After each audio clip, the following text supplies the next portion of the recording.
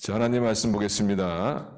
마가복음 5장 36절에서 41절입니다. 36절에서 41절.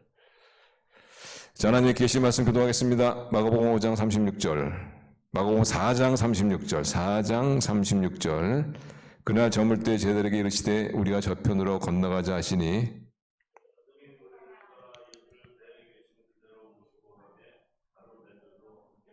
큰 광풍이 일어나며 물결이 배에 부딪혀 들어와 배에 가득하게 되었더라.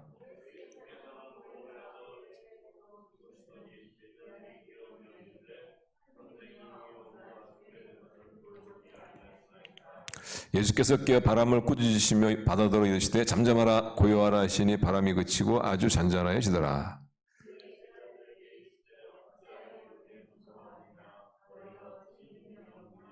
41절 같이 읽겠습니다. 그들이 심히 두려워하여 서로 말하되 그가 누구이기에 바람과 바다도 순종하는가 하였더라. 아멘. 저는 이 바람과 바다가 순종하였도다 이 말씀을 들 때마다 참 바람과 바다도 순종하는데 왜 이렇게 인간은 순종을 못하는지 이런 생각을 늘 합니다. 제 자신을 향해서. 오늘 본 말씀은 예수님께서 바람과 바다를 잠잠케 하시는 그런 말씀이죠. 예수님께서 워낙 인기가 있으시니까 많은 사람들이 예수님을 쫓지 않습니까?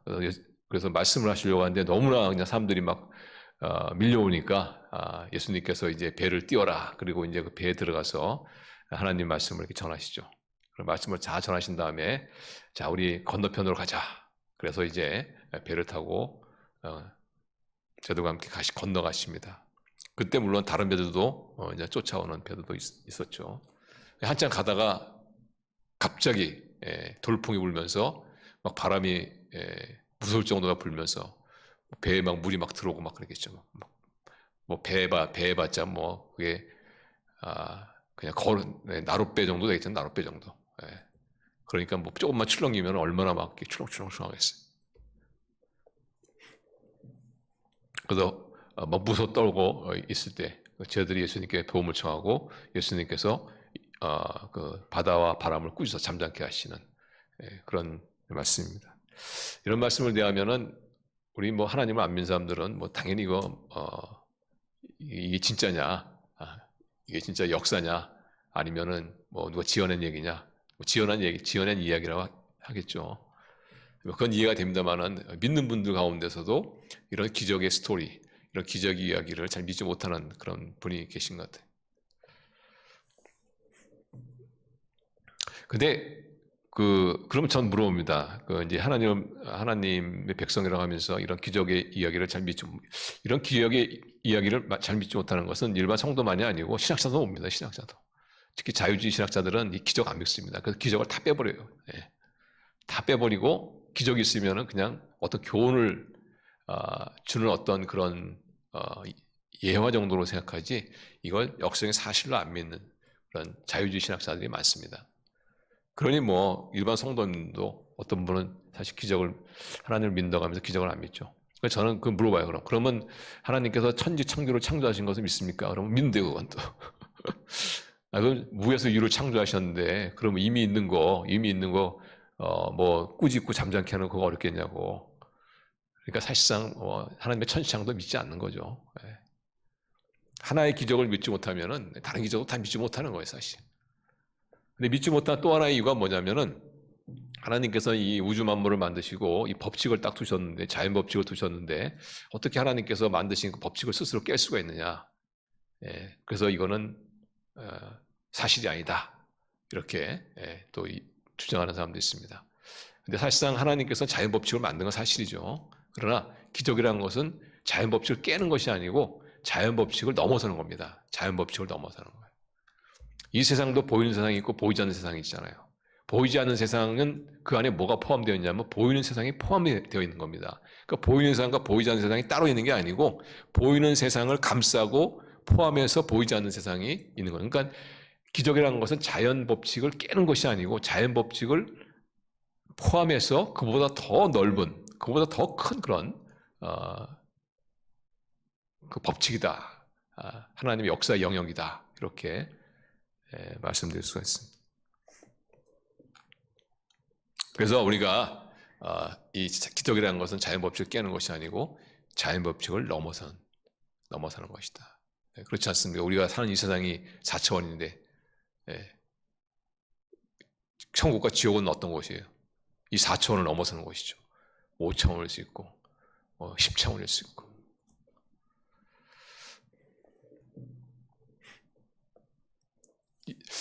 이런 것이죠. 만일 아마존에 어떤 원신이, 아마존 같은 데는 아직도 이제 문명의 혜택을 전혀 모르는 그런 원신들이 있습니다. 근데 이 원신이 이렇게 정글에 보니까 어느 날 머리 위로 비행기가 날아가. 비행기가 확 날아간다. 얼마나 신기하겠어요, 그죠? 저 쇳덩어리가 어떻게 날아가지?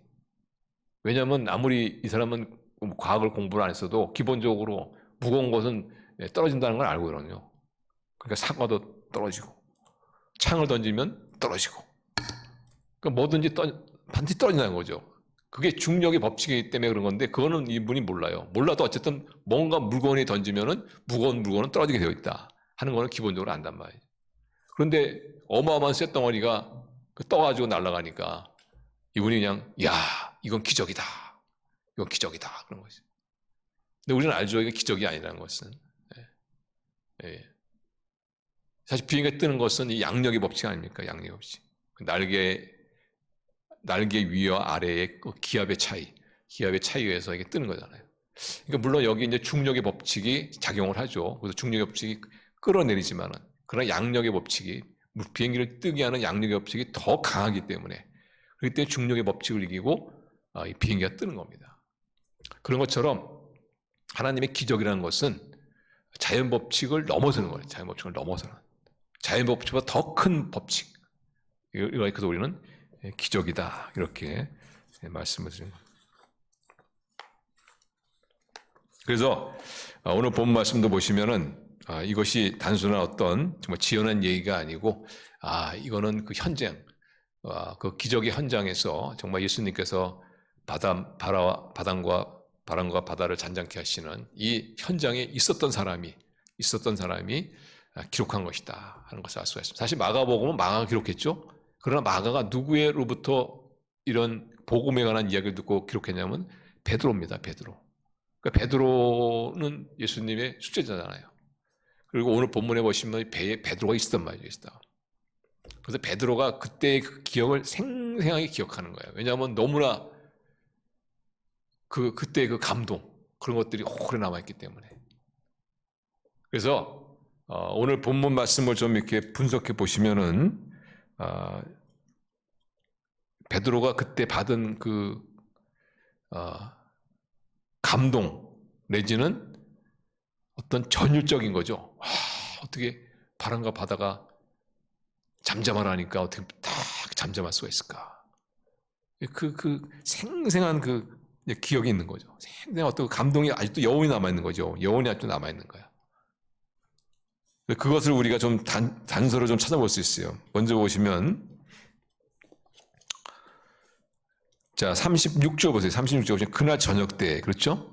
이게 그러니까 아침이냐 점심이냐 저녁이냐 이렇게 탁 나오잖아요. 그렇죠? 근데 이것이 단순히 교훈을 주는 그런 어떤 스토리라면은 이런 것들을 묘사할 이유가 없죠. 근데 베드로는 그렇게 생생하게 기억하는 거예요. 왜냐하면 낮에 가르치시고 날이 끼우끼우 저물었을 때 이제 배를 타고 건너가고 있을 때거든요. 저물 때였구나 그때가. 그러니까 그때 석양이 딱 노을이 지고 이때 이게 딱 기억하는 거죠. 그 다음에 또 하나 36절 보시면 그대로 모시고 가매 다른 배들도 함께 하더니, 다른 배들도 따라갔단 말이죠. 그럼 이것이 그냥 어떤 만든 스토리라면은 이런 다른 배가 따라갔다 이걸 할 이유가 없죠. 그리고 이 다른 배가 많이 따라갔다면은 이 다른 배가 어떻게 되었는가? 풍랑을 당했는데 바람이 맞았는데 그 배는 어떻게 되었는가? 이런 것들을 생각할 수 있지 않겠습니까? 그런데 그런 게 없단 말이죠. 그러니까 베드로가 그때 어떤 그 전체적인 어떤 그 상황들을 묘사하는. 그리고 또 하나 38절은 예수께서 고물에서 베개를 베우고 주무시더니, 고물이라는 것은 그 선박 끝 말한 거죠. 배 끝자락에서. 그러니까 이제 베드로가 예수님께서 주무신 그 자리도 아주 생생하게 기억에 남은 것이죠. 그래서 베드로의 이런 현장에서의 그 목격담, 그 증언들을 기초로 해서 바로 마가가 이것을 기록한 것을 볼 수가 있습니다. 이런 것들을 종합해 볼 때 이 바다를 잠잠케 하시는 기적은 정말 하나님 예수님께서 일으키신 기적이구나 하는 것을 우리가 알 수가 있습니다. 사실 예수님에게는 사실 자연스러운 겁니다. 우리에게나 기적이지 예수님에게 무슨 기적이 있겠습니까? 예수님에게는 자연스러운 것이죠. 우리에게는 기적이지만 예수님은 일상적인 거예요. 일상적인. 그렇지만 그렇다고 해서 예수님은 늘 기적의 삶을 사는 건 아니에요. 그래서 시장할 때마다 오병이어의 기적을 일으키신 건 아닙니다. 어떤 때는 빵 사오라 해서 빵을 드시기도 하시고.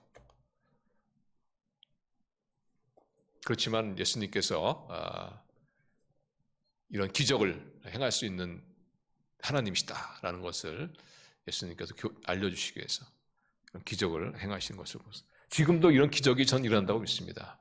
누구의 이름으로? 예수님의 이름으로. 그래서 우리 예수님 이름으로 기도하면은 꼭 우리가 기대한 것처럼 되지는 않을지 모르지만은 그러나 환자를 위해서 기도하면은 좀 차도가 있다든가 아니면은 놀랍게 진짜 그 병의 치유를 경험한다든가 아니면은 마음에 어떤 그 깊은 평안을 누린다든가 또 우리가 어떤 문제를 놓고 기도하면은 정말 놀라울 정도로 어느 날 한순간에 그 문제가 사라져가는 그런 역사들이 일어나지 않습니까? 지금도 외지에 있는 선교사들, 정글에서 사역하고 있는 선교사들은 이런 기적을 체험하죠. 왜? 거기 다른 방법이 없으니까. 하나님이 기적을 일으켜 주시는 거예요. 제가 한번 간증했습니다만 제가 명기대학교에 있을 때 한 분이 선교사님이 오셔가지고 그분이 아프리카에서 선교하시는 분인데 정글에서 선교를 하시는 분인데 이분이 오토바이 타고 이제 선교하시는 분인데 하루는 너무 이렇게 좀 너무 깊이 들어가가지고 돌아오려고 했더니 연료가 없는 거예요. 오토바이에 연료가 없어요. 휘발유가 없는 거예요. 그때 딱 떠오른 것이 그 오병이어의 역사. 계속 떡을 떼어주는 그 역사를 기억해서 기도한 거죠. 기도. 주여 하고 그리고 그냥 달렸는데 왔어요. 떨어졌는데 분명히 떨어졌는데 온 거예요. 여기 자기 숙소까지. 왜냐하면 정글에서는 굉장히 위험하잖아요. 그러니까 그런 때는 그 주유소가 없으니까 다른 대안이 없으니까 어떻게 하나님께서 뜻이 있으니까 또 그런 휘발유가 계속 늘어나는 계속해서 휘발유가 나오는 그런 역사를 일으킨 것입니다. 지금도 선교지에서는 이런 얘기들이 간혹 들립니다. 선교 소식들이. 예수님의 이름으로 기도하는 지금도 그런 예수님께서 기적들을 일으키시는 것을 우리 성도님들 믿으시길 바랍니다. 그래서 이 복음서에 나와 있는 모든 기적들은 다 사실이고 역사적인 팩트고 그리고 예수님께서 하나님인 것을 증거하신 그래서 내가 행하는 이 일을 보고 나를 믿어라 이렇게 예수님이 말씀하지 않습니까? 예수님이 복음을 전하는데도 예수님을 싫어하는 사람은 그렇게 안 믿는 거예요. 그러니까 어떻게 예수님께서 너희들 나를 못 믿겠거든 내가 행하는 이 일을 보고 좀 믿어라 말이지. 물론 오늘 말씀의 핵심은 예수님은 자연도 순종케 하시는 하나님이시다. 예수님은 하나님이시다 하는 것이 가장 중요한 메시지지만은 그러나 우리가 여기서 또한 우리가 교훈을 받는다면 우리는 보통 인생을 바다로 비유하죠. 인생 바다로 비유하지 않습니까? 우리 인생이라는 것이 그렇잖아요. 평탄하지가 않잖아. 좀 평안하다면 또 이런 문제가 생기고 저런 문제가 생기고 그것도 문제도 문제 생긴다 이렇게 생기지 않잖아요. 어느 날 갑자기 팍 들어오잖아 문제가. 지금도 똑같아요. 예수님께서 갈릴리 바다를 다 건너 계시는데 이 갈릴리 바다라는 것이 아주 그 요지경입니다. 요지경. 언제 그냥 돌풍이 불지 몰라요. 잠잠하다가도 갑자기 돌풍이 불어. 그래서 거기에 이제 재난 사고들이 이렇게 많이 납니다. 그런 우리 인생이라는 것도 그런 것 같아요. 우리 인생이라는 것도 언제 돌풍이 불어올지 모르는. 그래서 꼭 인생은 바다와 같다. 꼭 갈릴리의 바다 같다. 이렇게 이야기하죠. 근데 이 바다와 같은 인생을 건너가는데 우리 크리스찬이라고 해서 다를 바 없잖아요. 그죠? 우리 크리스찬들은 바람도 안 맞고 그 돌풍도 안 만납니까? 그렇지 않죠. 우리 크리스찬들도 예의가 아닙니다. 아무리 하나님을 우리가 믿지만은 하나님의 보호와 하나님의 인도하심과 하나님의 은혜하에 있지만은 그러나 우리도 역시 이런 인생의 큰 위기를 만날 수가 있죠. 오늘 제자들 같은 경우에는 예수님과 같이 하지 않습니까? 천지만물을 창조하신 예수님과 같이 가는데 어떻게 이런 큰 문제를 만날 수가 있습니까? 그런데 예수님과 같이 가는데 제자들이 이런 어려운 문제를 만나요. 얼마나 힘들었으면은 아이고 나 우리 죽는다, 우리 다 죽는다. 그래서 막 예수님을 깨울 정도로. 예수님과 같이 가면은 모든 것이 다 순조롭게, 모든 것이 다 평안하게 이렇게 돼야 할 것 같은데 그렇지 않다.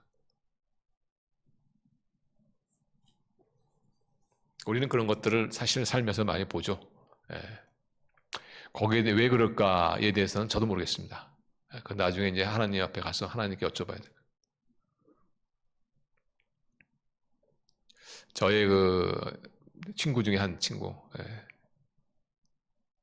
있는데 40 정도 되었나? 제가 여기 햇불교회 제가 담임 목사로 제가 부임하고 일어난 일이니까 그때 40 정도 됐을 거예요. 40. 근데 아주 뭐 운동도 잘하고 또 골프에 관련된 사업도 잘하고 또 딸도 있고 또 결혼해서 또 부인도 있고 이렇게 참 또 믿음도 참 좋아요. 그래서 소그룹 리더로서 참 사역도 열심히 잘하고. 근데 몸이 안 좋아서 어느 날 병원에서 진단을 받아보니까 폐암이에요, 폐암. 폐암 말기예요. 폐암은 그 징조가 없나 봐요. 말기가 될 때까지. 네, 아시겠지만 이 폐암이라는 것이 참 말기면 거의 고치기 어렵거든요. 그러더니 갑자기 이제 몸이 막 계속 악화되면서 한 2달 정도 지나니 2달 후에 죽었어요. 그때 많은 사람들이 정말 기도했죠. 저도 기도하고 또 그 섬기는 교회 사람들이 작정 기도도 하고 금식 기도도 하고. 근데 하나님이 들어가셨어요. 왜 그럴까 말이지. 참 말씀대로 또 선하게 살려고 그렇게 애를 쓰는데 왜 그런 좋은 사람을 하나님이 이렇게 들어가셨을까? 우리 인생에 있어서 우리 하나님을 믿지만 그러나 이제 그런 문제를 만나게 되면은 왜 그럴까 하는 그런 의문을 갖게 되죠. 근데 왜 그럴까에 대한 그 의문에 대한 대답은 잘 모르겠어요. 그건 뭐 나중에 아마 시간이 지나면서 하나님께서 특별히 그 가족들에게는 가르쳐 주시겠죠. 근데 해답을 얻은 것 같아요, 그분들은. 그래서 그 부인 되시는 분이 볼리비아에 그 간호사로 있으면서 그 선교사로서 아주 그 많은 일들을 하고 있습니다. 하나님의 그 경륜이 어디에 있는지는 잘 모르겠어요. 우리도 이제 그런 문제, 이 정도 심각한 문제는 아니지만 그냥 크고 작은 그런 하나님의 자녀로서 이 땅을 살아가는 데 있어서 인생에서 어떤 광풍을 만날 때가 있지 않습니까? 그때 우리가 취하지 말아야 될 자세는 뭐냐면은 이유를 묻는 겁니다. 왜 그렇습니까? 왜 그렇습니까? 그 이유를 묻는 거는 이해는 되지만은 그게 사실상 도움이 안 돼요. 현실에 도움은 안 돼.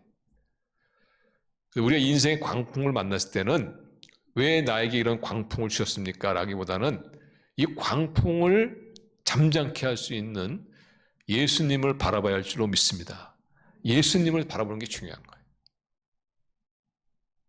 현실을 그대로 인정하고 예수님을 바라보는 게 중요한 거예요. 오늘 본문 말씀의 주인공은 예수님이시죠.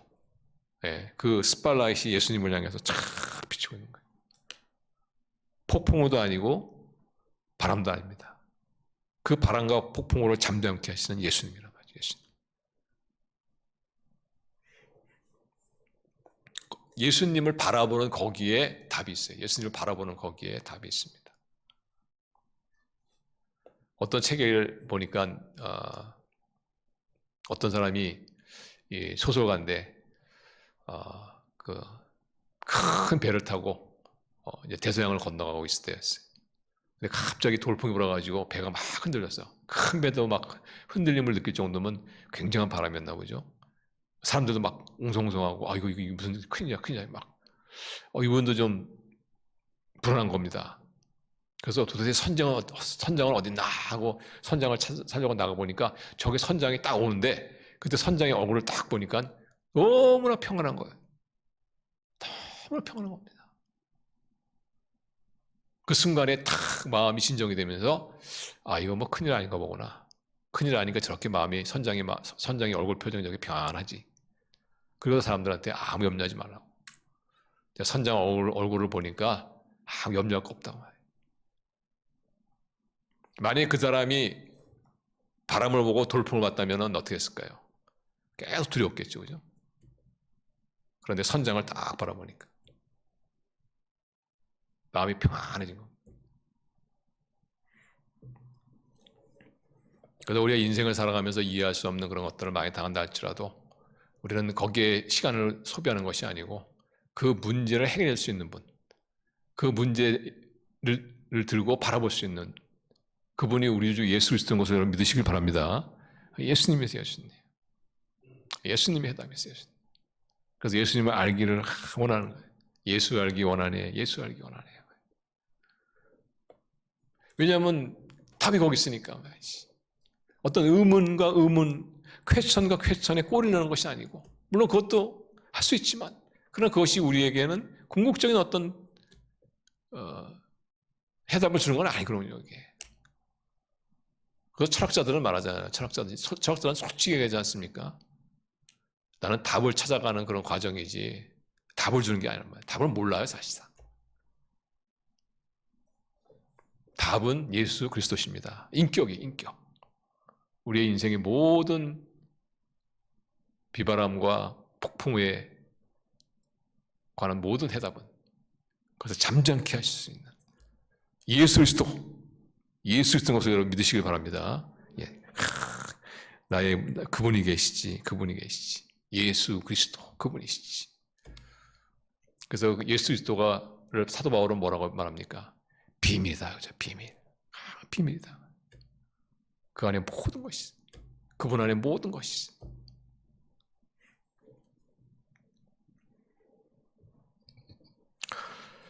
그래서 우리가 크고 작은 인생의 바다를 건널 때 크고 작은 어떤 문제를 만나든지 첫째 뭘 해야 되느냐? 현실을 인정하라. 현실을 인정하는 겁니다. 그걸 인정하고 거기에 딱 그걸 직면해야지 도망쳐서는 안 돼요. 도피해서는 안 됩니다. 아프지만 두렵지만 현실을 지키자는 거예요. 그리고 시선을 예수님께 돌리는 거죠. 그분을 믿는 겁니다. 그분을 믿는 거예요. 내가 왜 이런 일을 겪을까? 내가 이런 어려움을 겪을까? 이거보다는 예수님이 계시지. 여기에 대해서 답을 계신 예수님이 계시지.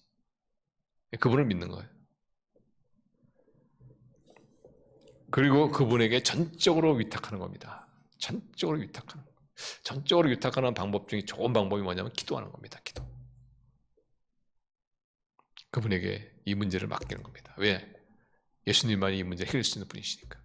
예수님만이 이 문제에 대한 답을 가지고 계신 분이시니까. 우리 예수님이 우리 인생 바다에 영원히 동행하시는 것을 여러분 믿으시길 바랍니다. 그래서 인생에서 어떤 문제를 만나는지 당황하지 마시고 현실을 인정하고 주 앞에 나가셔서 주님만이 이 문제의 해결자십니다. 고백하며 주님을 전적으로 위탁해서 우리를 도우시고 구원하시는 그런 필요하다면 기적을 베푸셔서 하나님의 역사를 이루어가시는 그 하나님의 역사를 체험하시는 그런 저와 여러분 되시기를 주님의 이름으로 축원합니다. 기도하겠습니다.